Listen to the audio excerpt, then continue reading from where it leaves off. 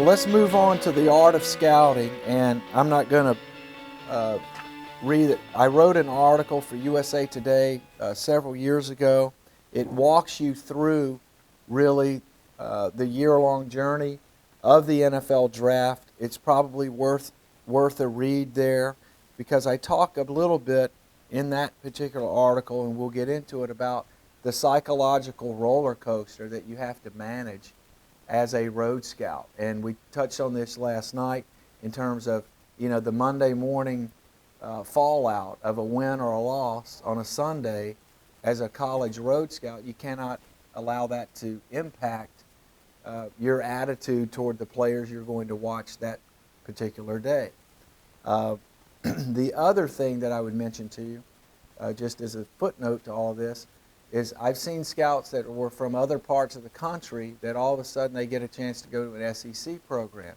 And because the SEC has had so much success in football, particularly in recent years, there's a kind of a thought out there that, hey, when I come in there and go scout at Georgia or Florida or Alabama, I'm seeing the best of the best. And that's kind of true, but I've seen scouts that were so enthralled by that they overgraded guys from the SEC. In other words, they got the boost, an additional boost, because of the perception that was out there before the scout actually got on the ground in Athens or Tuscaloosa or Auburn or what have you. And so just a little quick axiom: don't grade the helmet, don't grade the school, grade the player, grade the prospect. And you see this happen all the time. A school has a track record at a given position, okay? LSU, DBU, Penn State, linebacker U. Well, there's sort of a feeling that you go in there and that every defensive back that you watch at LSU is going to be a 5-star recruit and a first-round draft pick. And that's just simply not true, And so in days gone by, Florida, had all these wide receivers that came out, but really none of them became superstars in the NFL. So if you were a receiver at Florida, you got dinged a little bit because of the guys that had come before you and didn't have great success in the NFL. The other thing that happens is not grading the school or the helmet, but don't grade the family either. Sometimes a guy will have a great family history of football lineage, but then he's not all that good.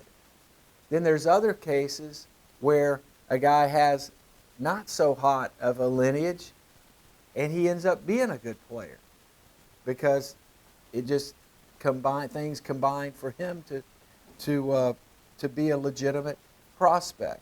So you've got to try to put the preconceived notions aside and take each individual player for who he is. And that is hard to do when there's so much information out there available on the internet.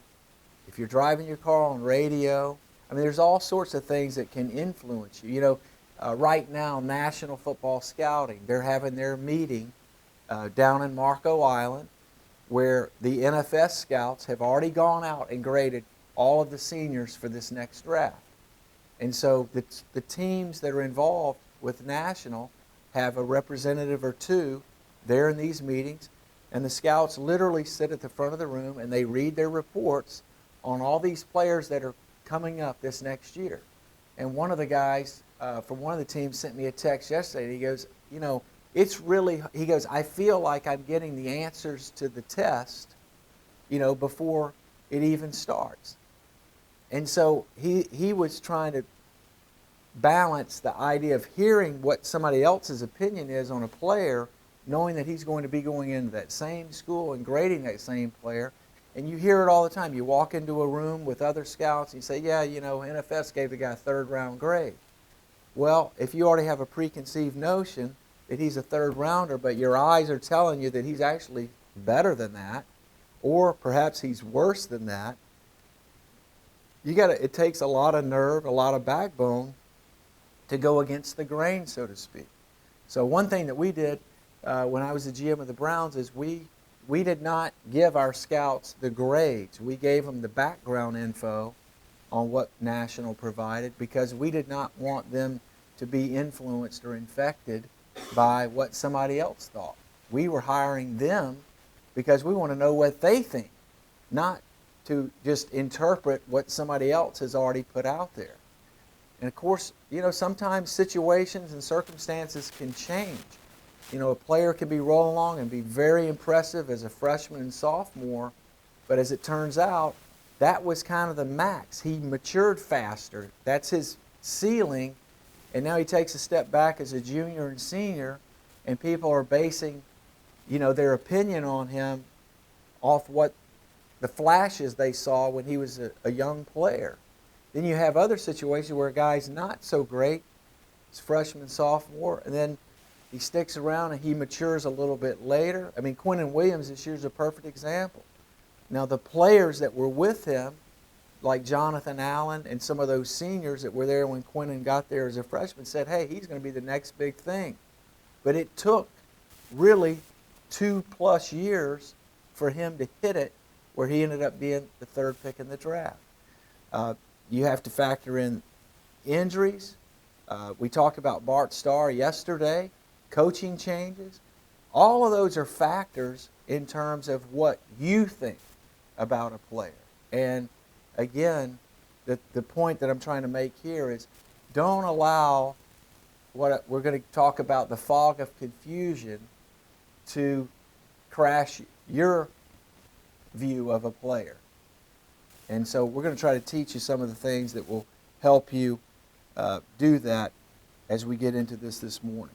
So nevertheless, that was an article that I wrote. I'm not going to read it to you, and you can take the time to go through that. So I mentioned Homer Smith yesterday, and he was really my first football mentor. He was a quarterback coach for the most part, offensive coordinator, and he was always trying to train the eyes of his quarterbacks. And, one point he always made is that if you have your eyes closed and you blink them open and then close them, that represents 1/100th of a second. So if I'm standing up here with my eyes closed and I blink them open like that, I have a view of this room. I know that all of you are sitting down. If a couple of you stood up and I just blinked my eyes open and closed, I would be able to tell, okay, Peter was standing up and Anthony was standing up. And so what Homer was trying to teach his quarterbacks that is in 1/100th of a second as they go to make their read, your eyes are so gifted. And then it goes to the brain and then the arm. And so the problem is trying to get your arm and your feet to catch up with your eyes and your brain because it's so sophisticated. And so I got to thinking about that when I moved over into scouting and said, if a quarterback can see this, one of his reads, in 1/100th of a second, and a scout sitting there watching tape for 3 or 4 hours, surely there's a lot more to see out there if we actually know what we're looking for in particular, in specifics. Because you hear people say, yeah, I went to watch tape. Well, watching tape and studying tape is 2 different things. It's driven a lot of us crazy over the years when you hear people say, oh yeah, he watches a ton of tape, blah, blah, blah. Well, it's not like you sit there and you get a box of popcorn and a Coke and throw your feet up on the desk and you're just kind of sitting there like a movie, just letting the thing go. You've got to be very intentional with what your eyes are doing and where they're looking. And so on page 26, this is a segment on what the eyes see and really what you're trying to look for. There's a number of different environments that you're going to be in when you're watching video, when you're studying tape. And of course, there's a difference between what a scout is doing when he studies the tape versus what a coach is doing. A coach is typically looking more X's and O's. It's more strategy. A scout is looking more, for ankle flexion, knee flexion, bending at the waist, explosiveness, all these different things that we're going to get into. So, nevertheless, I tried to create a little bit of a checklist for our guys through the years. And so, one example is at training camp. We always watch a lot of tape together when we were at training camp. We go to practice, we come in, we're in a large group like this. It wasn't quite, probably about half this size, but each scout was assigned a different position. And so on a given play, the scout that has the left side of the line, he'd make a comment about the left tackle and the left guard. Then the next scout would take the center and the right side of the line. Then the next guy would have the tight end. Then the other scout would have the wide receivers, running back, quarterback. And so they didn't speak up on every single play, but if there was something of note, particularly good, particularly bad, it was an open forum where they would speak up. And I've had guys over the years tell me that that was the most that they learned about football and really what to look for was based off those individual scouts looking at the individual positions and saying, hey, that's a tremendous job right there of, you know, the offensive lineman accelerating his feet once he made contact. Or, hey, look at the right tackle, bend at the waist, loses his eyes and his head. Defensive end goes around him for a pressure. And so at training camp, you're watching one-on-one tapes, you're watching 9-on-7, you're watching some team. But I created a little bit of a checklist there in terms of what you're trying to make sure that you're seeing. And for the O-line, D-line, offensive lineman, first of all, his stance. What kind of stance does he have? Is it a stance that can be fixed so that he can be a better player, or is he just so stiff he really can't get in a proper stance? But then his set, his punch, his ability to adjust is a huge factor in offensive line play. And then does he finish the snap? The counter to that for the D lineman is his takeoff. Is it sudden? Does it have a burst? Is it one speed? Then does he have the coordination of working his hands and feet together? How much hip flexibility and explosion does he have once he's into that offensive lineman? Does he have a counter move? Is it a spin? Is it a club, dip and rip after he steps inside? And then what kind of effort does he have? So we were very intentional in what we were looking for in that one-on-one tape, O-line, D-line. Do the same thing there for running backs and linebackers. Not only in blitz pickup in the one-on-one, but also in pass routes and coverage. For some of you guys, y'all are at the Senior Bowl this year.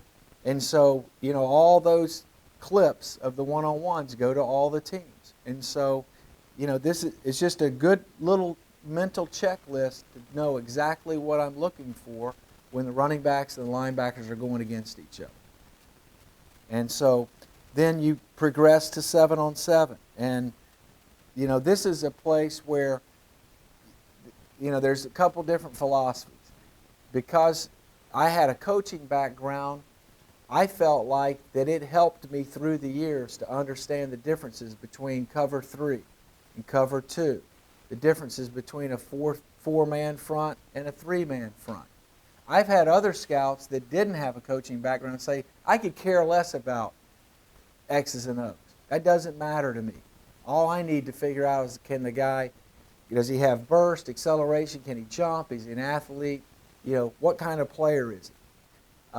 I think to be the most complete scout you want to be, it's good to have as much football knowledge as you can find.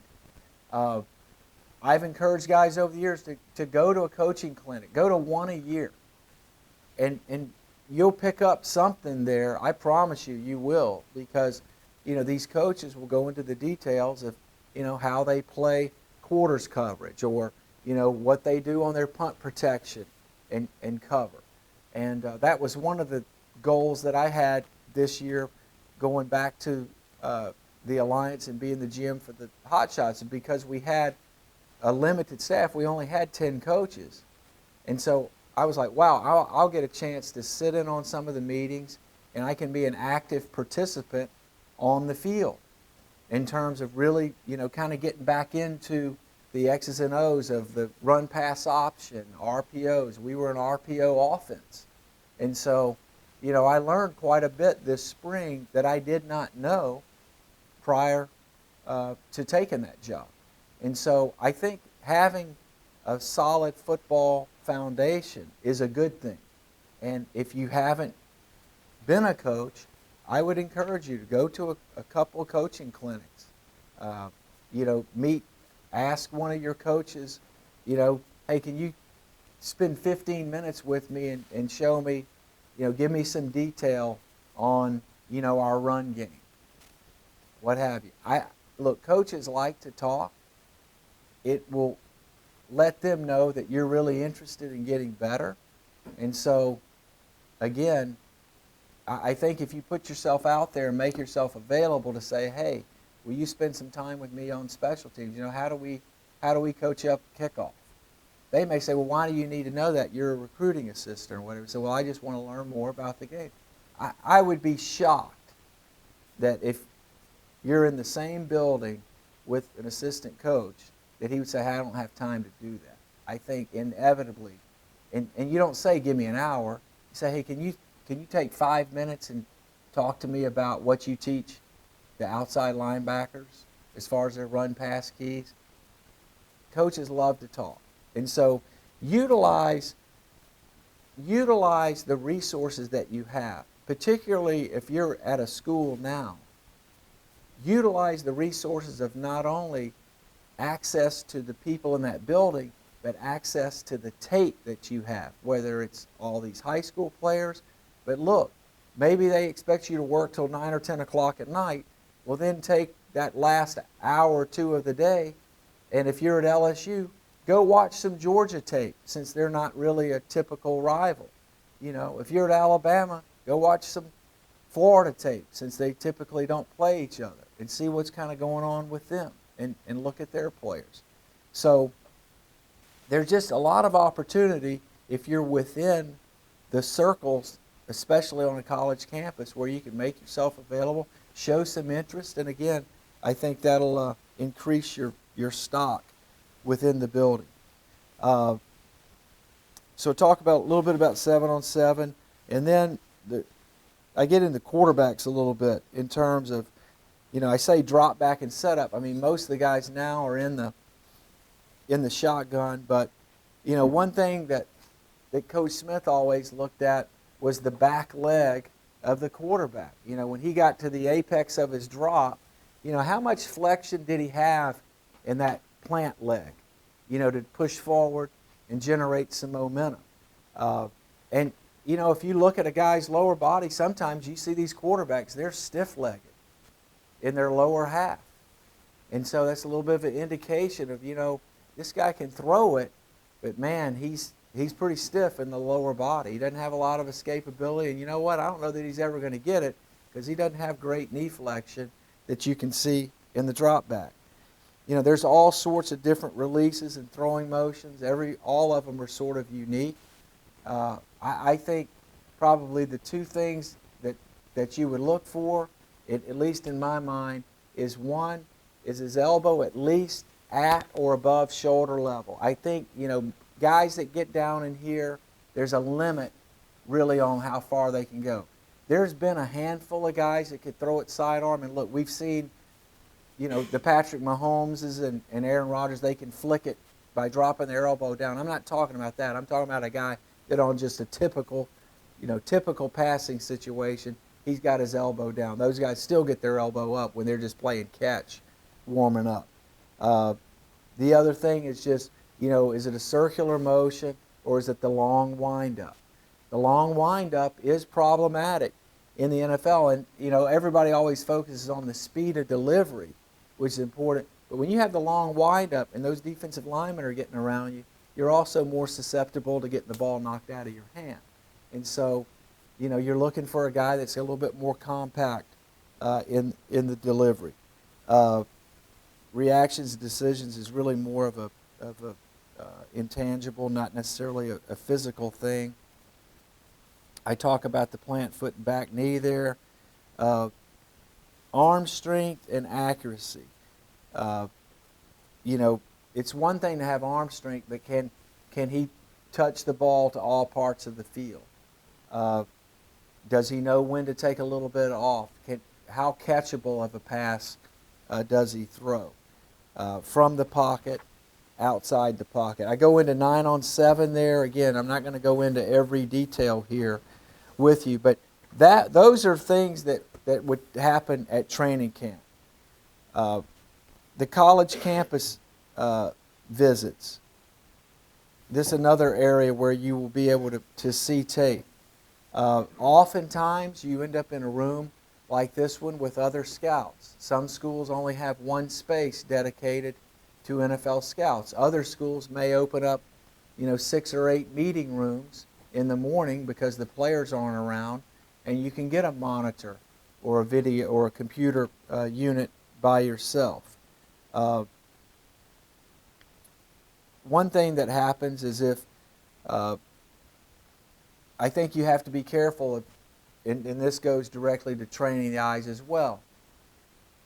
If you're, say, at an LSU or an Alabama or Clemson where they're going to have multiple prospects, sometimes you have to divide those tapes into sort of your line versus your skill.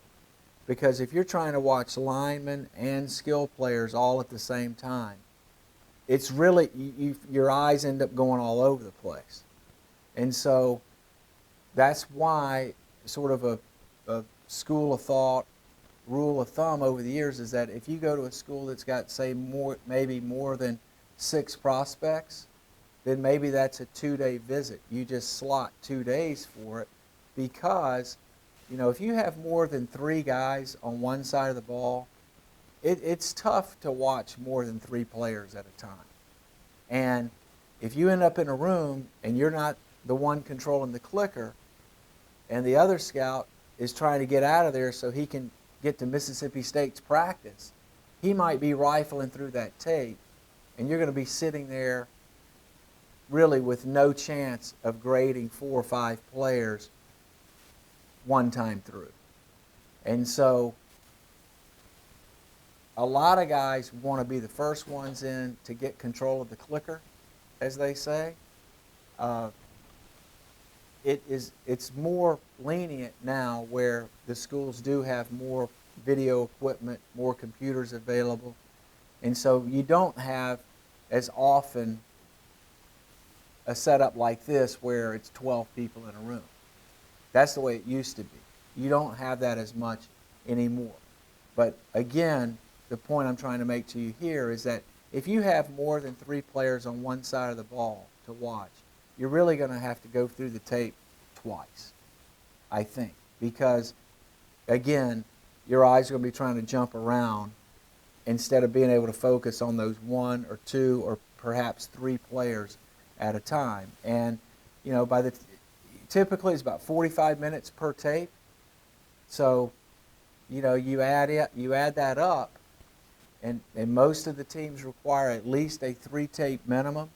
I think most of your scouts now, because of the access through the iCloud and all the different mechanisms that you can get video, I think guys are able to watch more, 4, 5, maybe 6 games over the course of that time. Couple of tips for going to the college football campus or going into a football program. Be early or stay late. If you're an early riser, you want to get over there at 7 a.m. when the doors open, great. If you're a night owl and you want to write reports into the night and you don't want to have to be there at 7, then I used to do something called the night shift.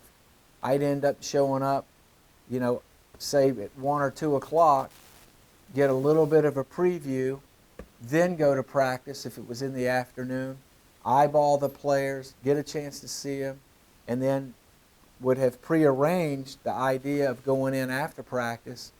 And most scouts don't work at night. They're either going to drive or go to the hotel and work on their reports. And so what I found through the years is that at night, you can go in there, now I've got the monitor to myself. It's quiet. You don't have as many distractions. There's not the buzz of activity going on in the office, and limited distractions. And so I found that to work for me some over the years. But you're going to have to burn the candle on one end or the other, and a lot of times you're going to be doing both. But I think you have to either be early or stay late. Have your notebook prepared before arrival. Names, jersey numbers, height, weight, speed, positions. Have some extra space for an add-on player. Inevitably, you'll go there with 3 or 4 names, and then, mid-morning, 10:30, a staffer or the liaison come in and say, "Hey, make sure you check out Morris. He's having a great year for us, and he wasn't on any of the lists coming out over the summer." And so you have to, add him, have room to add him on. You talk about making impressions on people. So if you go in, and this was like the little notebook that I've used over the years. And so we'll get into this in a little while. But basically, it had some of my info at the front that I felt like I needed. It had my draft board from the year before, so I could make a quick reference to if I wanted to compare players. Like, does this guy remind me of somebody that was in this most recent draft? Now, you can't read my writing, but I can. And so, basically, with this notebook, the way this was set up, I could do 4 players on one sheet, okay? 4 squares. If I ended up in a situation where I had more than 4 players on one side of the ball, then I could actually go up to 8. I would never try to watch 8 players at a time, like we just talked about. But the reason that I had this notebook like this was that if I end up in a situation like this, or maybe you're at a small school and they don't have a room dedicated to NFL scouts, I may end up in just a chair without anything to bear down on, so I have to hold this in my lap to make my notes. Some of the guys now, I think, are making their notes directly into their iPads, and that saves some time. That's post my career right now. One thing I would say, at least for me personally, it may be true for you, it may not, but by the time I filled out my notebook, got all the prospects in there, jersey number, name, height, weight, speed, I put it in this book. You guys can pass that around. Then I do that. Then I have my field book. So, I can't carry that notebook out onto the field because I don't want to, if you're down here scouting, can you imagine all your paper is going to get sweaty, wet, everything else. So you have your little field notebook. So again, I'm writing the same information in this notebook. And again, repetition. So I've got the field notebook, I've got my tape room notebook, then I'm typing this into the computer. Typically, I've already put the guy's background and media guide info into my computer. So now that's the computer pre-snap, field notebook, tape notebook. Then I go back at night and write up this guy in a report. So that's 4 repetitions, 3 times, 2 times where I wrote it down, 2 times where I put it in my computer. And I'm going to remember that guy's name. I'm going to know who he is. So that when Ernie Accorsi, who said, when that coach comes down the hall, he says, "Hey, what'd you think about Jones down at South Carolina?" I'm going to be able to rattle something off to him. And so where I'm going with this is that I'm not an iPad scout. I'm not a computer scout in terms of, because I just don't think, it doesn't resonate with me personally if I don't write it. And so you may be different than that. You guys are in a different generation. You've grown up with all the technology, and this is a little bit more of a paper pencil method. The other thing about the field book going around, you'll notice the little mechanical pencils in there. In scouting, pens are almost a no-no, because if you're on the field and you're using a pen and it starts to sweat, or now it starts to rain, it gets mushy. It gets messed up. It bleeds all over the paper. Whereas these pencils, for the most part, it will stick. It won't smudge, is the word I'm looking for. What was the other point I was going to make about? Oh, so you go into a room. Well, the guy that shows up with that kind of notebook, who's prepared, is going to be ready to go right at 7 o'clock. Inevitably, through the years, there's going to be a guy, come bounding in at 8:30 or 9:15. So, man, traffic was bad, blah, blah, blah. So he comes in. There's 3 or 4 other scouts that have already been watching their video. They've got their notebook. And the guy goes, hey, who are we looking at? And now all of a sudden he's got a spiral notebook and he's flipping through. And then on top of that, he's got the ballpoint pen from Town Place Sweets instead of, his own equipment. Well, the other scouts are going to look and say, this guy's not prepared. They're going to chuckle about it later at lunch or whatever. And so don't be the hotel ballpoint pen guy. I mean, it just sets off bells and whistles to the other guys that, you know what, this guy's just kind of going through the motions. He's not prepared. He doesn't have the proper equipment. And, your writing utensils, it's an important thing. I mean, can you imagine if you take copious notes and then all of a sudden you're at dinner later that night and the waitress knocks a drink over and water goes all over your notebook, then you lose a whole day's worth of work because everything gets smudgy. So just be careful of that. So that's part of the preparation. I talked a little bit last night about the idle chatter in the room. Yeah, did you hear about so and so? Man, I heard he's a jerk. Yeah. How many girls you end up with last night? All those kinds of things, it's not doing you any good. It's taking the focus off of what your job is, which is to not only represent your team, but get as much information as you can on this school visit, because somebody's paid for your per diem, your travel, your hotel, and then obviously your salary. So they want to get something back from you. As far as watching the tape itself, I've mentioned Tom Landry and Gil Brandt yesterday along with Tex Schramm. Well, one of the scouts that they had for many years was a man named Ron Marcinak. Coach Ron's now retired, lives down at the Villages in Florida, but he had worked for the Cowboys for years and years before he came to the Browns in 1992. And so one of the things that he taught us that came directly from Tom Landry was when you go to evaluate these tapes, you have to be very careful of taking too many notes on the first tape. And so what Coach Landry recommended is that he would put a video on, or at that time he put a film on, and he did not take any notes on the first tape. He just got kind of a general look at the player, how he's being utilized, where he's lining up, sort of the theme of the player. Because he felt like that if you are looking up and down and taking notes back and forth, you're missing out sort of on the rhythm of the player's style, so to speak. And so the first tape, he did not take any notes. And I tried to do that over the years. And there's just certain times where, you want to jot down something.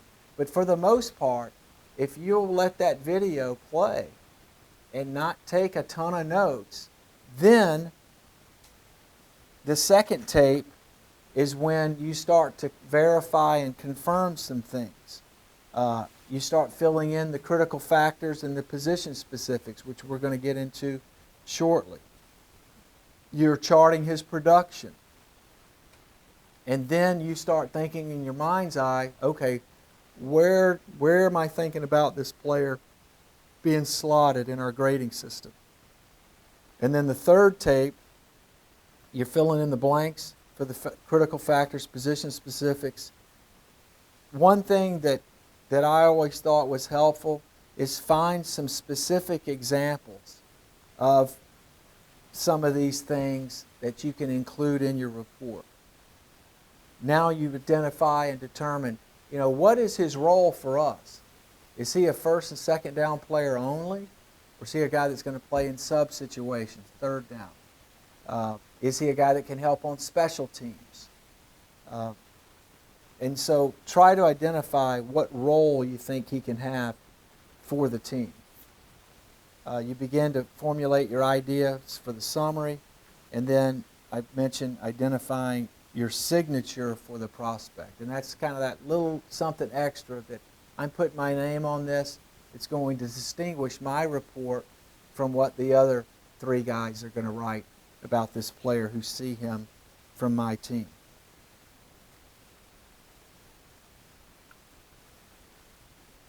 The other idea is that when you're watching the tapes, especially in a team concept, or when you're watching, say, a college tape or high school film, I don't think you have to know down and distance every single snap, but I think you have to be aware of it.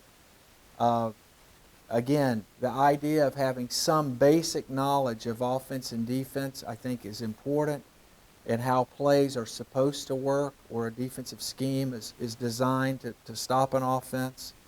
And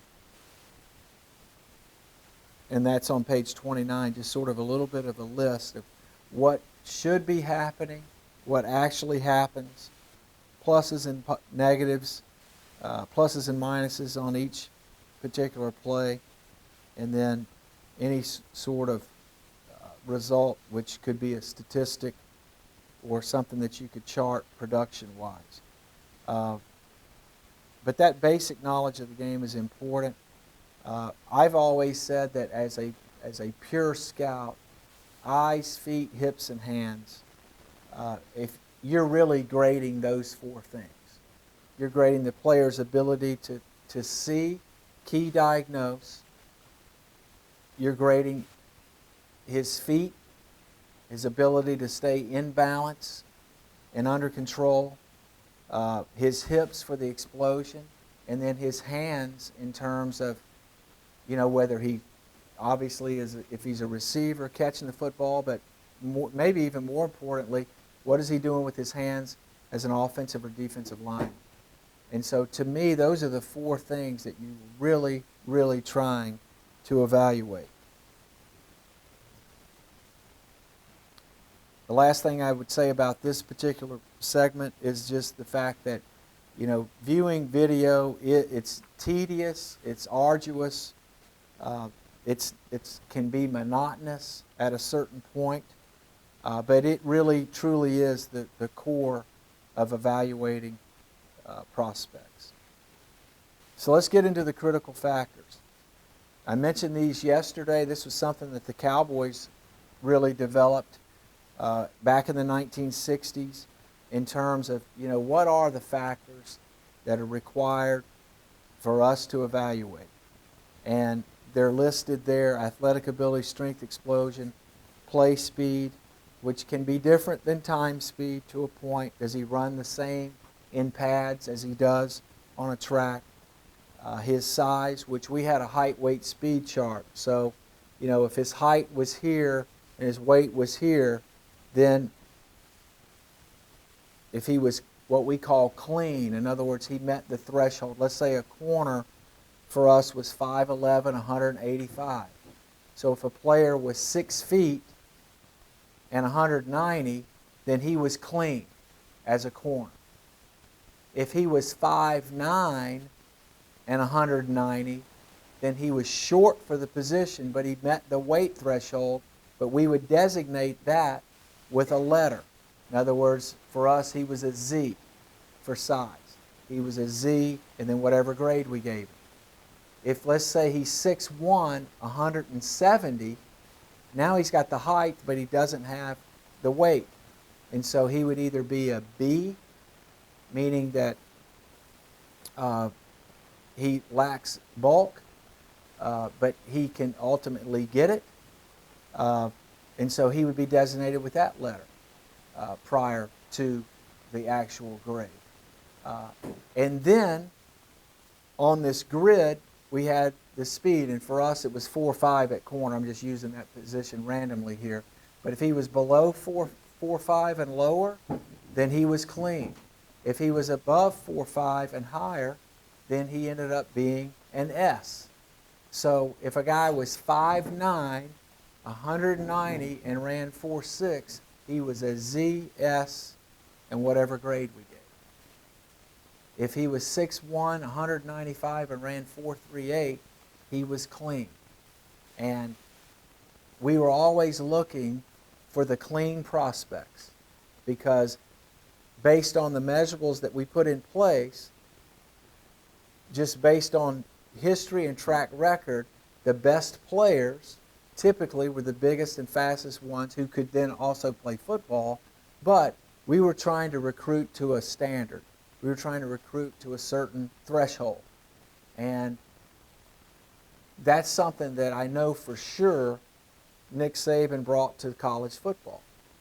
The Alabama teams prior to 2007, it was a mixed bag of players. Some running backs were this tall, some were this tall, some defensive backs were here, other ones were here, defensive linemen. I remember there was one player in particular, they got in NCAA trouble for recruiting him because they had done it illegally.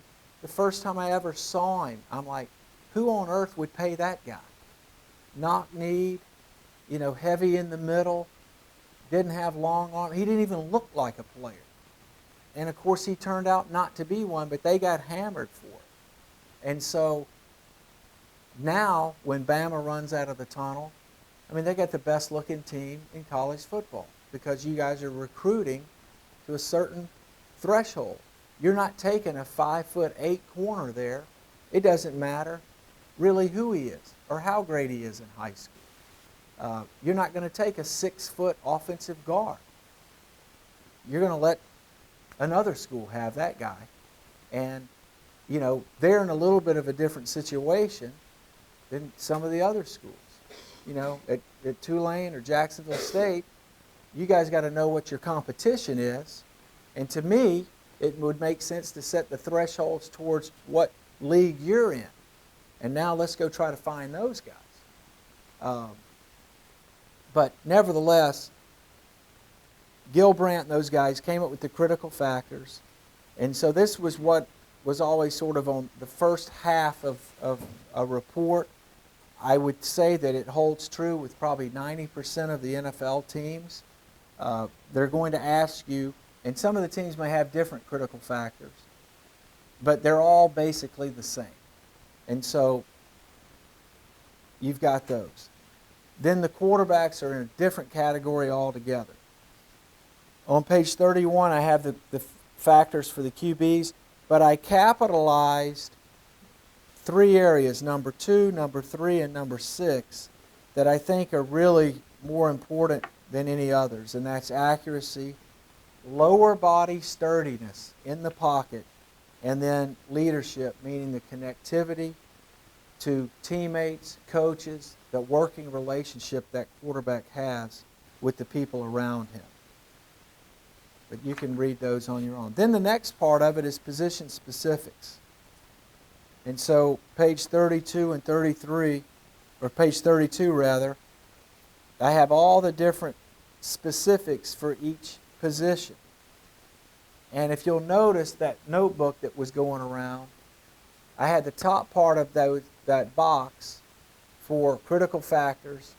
The next half was for position specifics. And then at the bottom, I have room to make notes for my summary and any other little comments, his role, what little signature I'm going to put on it.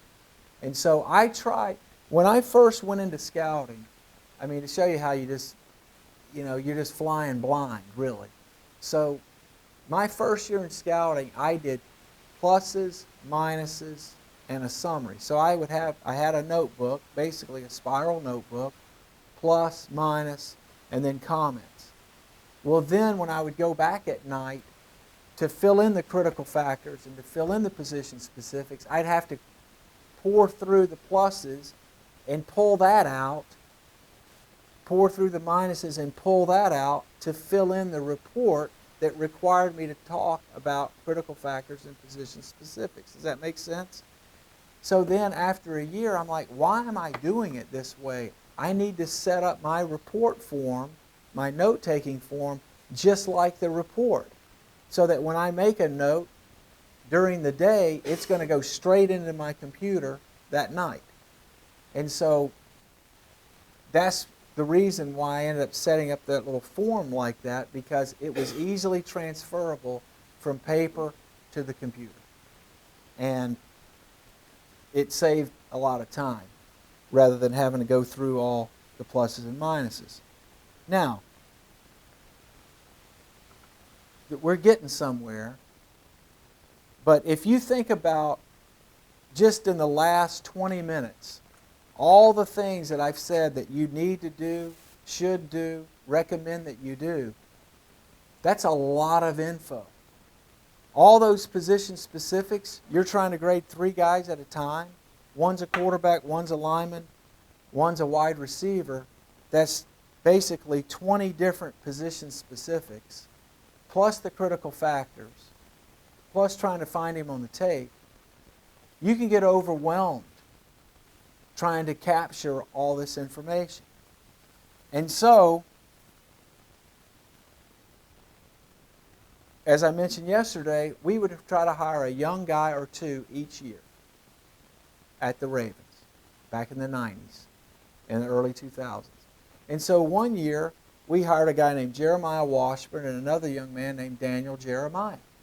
And so those were our 2 scouting assistants. And so they got there, and after the draft, I'm like, they had gone through the same, we were talking through the same thing. Like we would just do our own little in-house scout school. And I could just kind of tell that, it's just a little bit like, how do you capture all this info? There's got to be any. I said, well, guys, why don't we do this? Let's take the next few weeks in the month of May, and let's go through all the positions, and let's go through the guys who've had the best success with our draft choices over the last six years or so, and figure out what really matters. What is it that we can identify that really matters? And so, over that month, we came up with something called the STI Index, Speed, Toughness, and Instincts. On page 33, it goes into a little bit of a backstory about us trying to study ourselves and figure out what had worked and what hadn't worked. But Daniel and Wash were a big part of that as we rolled through it that spring.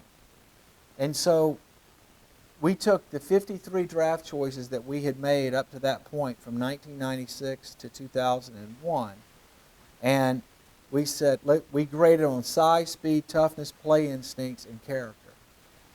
And through that set of characteristics, there were a couple guys, that's a stopwatch, but there were a couple guys that, came up a little bit short, or maybe their off-field character was in a little bit of a question. But the bottom line common denominator was our best players all could run, they were all tough, and they all had instinct. And so the following fall, we asked the scouts, start grading that. Start grading STI. And so Ron Marcinak, who I mentioned earlier today, he called it the Scouting Index. And so we started making it a real theme in terms of how we evaluated players. I've talked about all that information that's out there on the internet. Guys like Mel Kiper, who's a dear friend of mine, Todd McShay, now Daniel, who's a draft analyst. There's tons of info out there. If you're a scout and you've gone into Idaho in the fall and graded a player, by the time he gets into All-Star season, at the Senior Bowl or the Combine, there's going to be a public opinion on that player. And now, you can get lost in this whirlwind of info that's out there. And so what we tried to develop through that spring, that May of 2002, was to keep the young guys that we were trying to put out on the road as scouts, to keep them from getting lost in this fog of confusion. Let's give them a couple of instruments that can help guide them so they can land the plane safely. And one of the components of it was the STI, speed, toughness, instinct.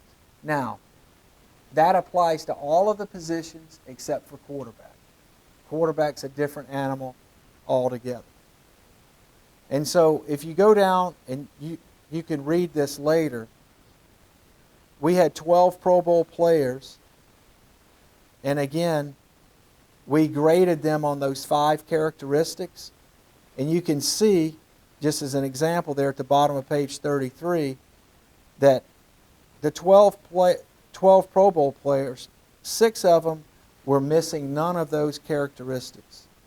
6 were missing 1 characteristic, and 3 of those, it was just size, it was basically height. And so for the most part, those guys were quote, clean in the STI. We had drafted 23 starters at that point. Again, a higher percentage were missing none or just one of those 5 characteristics. The point being that a scout can grade speed, toughness, instincts, and if we could bring that to the table, if we could bring that player into our building, then we felt like our coaches could work with him. And so, again, you've got your critical factors, all well and good. You're required to fill that out. But within that, the speed, toughness, and instincts, we made that a focus. And it was easy to remember, and it gave our young guys a chance to say, okay, it doesn't matter how much I really know. If I can grade those 3 things, then I've got a chance to bring the right player into our organization via the draft and or free agency. It takes a situation where you have some continuity, I think, for it to really take root. And, I think the best scouts, we've had Ted Monago here the last couple of years. He's not going to be able to make it this year because he's down at NFS. But I think he's honest with himself. He does a self-evaluation every year, and he goes back and says, man, I was 2 levels too low on such and such, and I overgraded this other guy, from 2 drafts ago or 3 drafts ago. And it's hard to be honest with yourself, but in the long term, you're better off for doing it. What I see happen also is that guys are put out there without a lot of experience, and they're expected to fill in these elaborate reports that have factors and specifics and background. And you hear the phrase now that, scouting's really changed. It's all about just information gathering now. The league is hiring more young people to go out and just gather information from the schools. They're not really having to watch, the tape and the video and the evaluation is secondary. That may be true in some organizations. I don't know. That was never the case any place where I was. Gathering information is important, but watching that tape and studying the player and bringing back a report with some conviction one way or the other was more important to us. We are running a football team. It's a football team. So anyhow, the STI was one piece of equipment that we gave our guys that we thought simplified it for everybody involved. The other thing that we did at that time is we went back and said, man, we've got 7 or 8 position specifics In some cases, you could watch 3 or 4 tapes and maybe not see a guy perform a couple of those specifics. So what we did that spring with Daniel and Wash is we went through the entire league and looked at what are the 3 things at every position that equals NFL success. As an example, on page 36, you see wideouts. You don't see anything on there about hands, catching ability. It's suddenness, playmaking ability, size, and strength. Because what we found was that some of your top Pro Bowl receivers, they had drops. So you can kill a guy on drops, but if he scores 3 touchdowns to every couple of drops, you're going to take the touchdowns. And so while hands are extremely important, look, a guy playing major college football or a guy that's potentially an NFL player, we'll generally say, yeah, he's got bad hands. Well, if he's got that bad of hands, he's not going to make it. But if he's good enough to get into the league and he's got suddenness at the line of scrimmage, he's got an ability to make plays, and he's shown it either with run after catch or elevating for a ball, what have you, and then he's got enough size and enough strength to force through some of the press coverage or break a tackle, then those are the kind of guys that we were looking for. So basically, we narrowed it down to 3 things, and we called it the triangles of success. We did it for offense. We did it for defense. One of the basic premises that led me to want to do this is that when I fell under the staff in Cleveland, Nick Saban was our defensive coordinator. He said, hey, corners have to do 3 things. They have to tackle, they have to play man-to-man, and they've got to be able to play the ball in the air. And I'm like, wow, that's easy to remember. And so I said, look, if that's true for that one position, why can't it be true for the other positions? And so we took that month of May in 2002 and basically came up with these 3 things at each spot. Interestingly enough, page 37, you see like the D line and some dashed lines there. Wash's dad, Jim Washburn, was one of the best defensive line coaches in the NFL. He's a pass rush specialist. And so I had a chance to work with Big Jim in Philly for a couple seasons. And so we were talking one day, and I said, hey, what are the 3 things a defensive lineman has to do? And I mean, in 3 seconds, he rattled off. He goes, well, he's got to play at the point, he's got to play from behind the ball, and then he's got to rush the pass. And really, when you think of it, that's what a defensive lineman's got to do. And so, without getting lost in all the minutia of these reports and trying to fill in every box, we tried to narrow the focus and make it easier for our guys to focus on the STI and the triangles. Now, interestingly enough, AK was here yesterday. So when he went on his interviews, I said, AK, they're going to ask you to watch some tape, and you're going to have to write a report. Stick to the STI and stick to the triangles, regardless of what position it is. I said, because you're going to be short and to the point, and that's going to grab their attention. So he goes and he interviews with 2 different teams. He had a 3rd interview lined up, ready to go, and both teams are like, wow, your report writing is really good. They were kind of taken back by it. And so my point is that if you can just capture these 2 concepts coming out of this scout school, I really believe it will help you in terms of writing your reports and not getting overwhelmed with all this information that you're supposedly bringing back to the organization or your college. I see scouts all the time. They're at practice, okay? So, yeah, they either have their field book or they have their iPad, and because they're having to fill out these elaborate forms, they're looking down, looking up, looking down, looking up. they're not seeing anything. Because when you're looking down like that, this guy over here just caught a made a fingertip catch on the sideline. Then when you look up, you just missed it.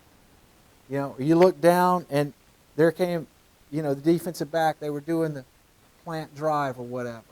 And he looked stiff as a board coming out of his break. Whatever the case is. So just if you can capture more with your eyes than with the pencil and the paper, that's what I'm advocating to you when you're actually watching tape and on the field. Is open your eyes and know, okay, I'm looking for STI, I'm looking for the triangles at this particular position. I can fill in the rest. But if I get those aspects right, then I've got a chance to be correct on my overall report, if that makes sense. And again, I just see it a lot with younger scouts now, and quite frankly, older scouts. That maybe there's been a change in leadership, and now they're having to learn a new system or a new report form, and they're up and down from the notebook or the iPad to the field, back and forth, rather than just being able to kind of take it all in, and then when they blow the horn or they're changing drills, that's when you go back and take your notes real quick. Because you have such limited time on the field or in a pregame warm-up to actually see guys that you've got to take advantage of that, of being able to see the whole field. Any questions on that? STI, trying. As far as from the STI standpoint, what did you think were in your ways of doing it were the best ways to quantify the instincts and the character, as opposed to a size and speed where you can have a measurable? Right. You can pin that down. Well, for sure, your speed and toughness, you can grade a guy's speed. There's going to be a number next to his name, and you got to decide, okay, I think he runs better than 4.52, or you know what, he plays to a 4.9, whatever it is. So you're correct in saying that there's a little bit more quantification with speed. Toughness, that's going to come from what you see, his approach to the game, his coachability. When we say toughness, that was sort of one word that captured coachability, love of the game, work ethic, effort on the field. It was kind of all of that, but it was under one word. That can come, a little bit can come from the staff in terms of, you ask, hey, how tough is this guy? And they, if you get 3 answers that match up, then you can feel pretty confident that this guy's a tough player. If it's a mixed bag, then you got to keep digging, or ultimately you have to make the decision for yourself in terms of saying, hey, I've got mixed opinions on his toughness, but I'm leaning towards the idea that he's probably not tough or not tough enough.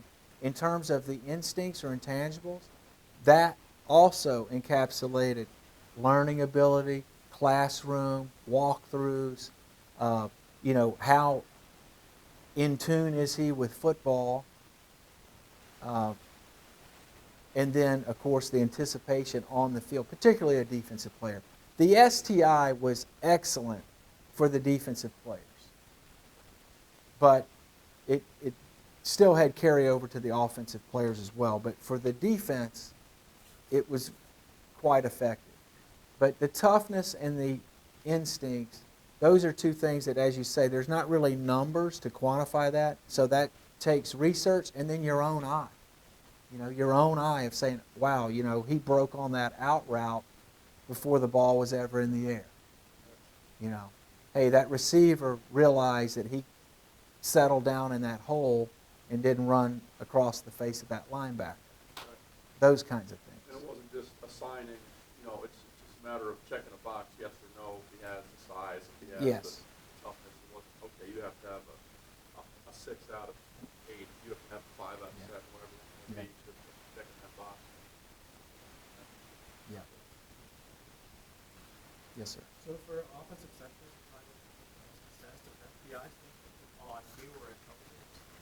That was football instinct, football intellect. It's really one and the same. But yeah, for the centers, we felt like his ability to be the nerve center of the offense, and then the athletic ability to move left or right, help his guard if he's uncovered. And then, you know, the toughest part for these centers is when the 320-pound nose tackle is right on. And do they have enough power and strength, you know, to set the bottom of the pocket? And typically the guys that have FBI and athletic ability come up a little bit short in the strength and anchor. You know, the guy that has the strength and anchor typically is playing guard or tackle most of the time. And so those were the three things we did for those guys.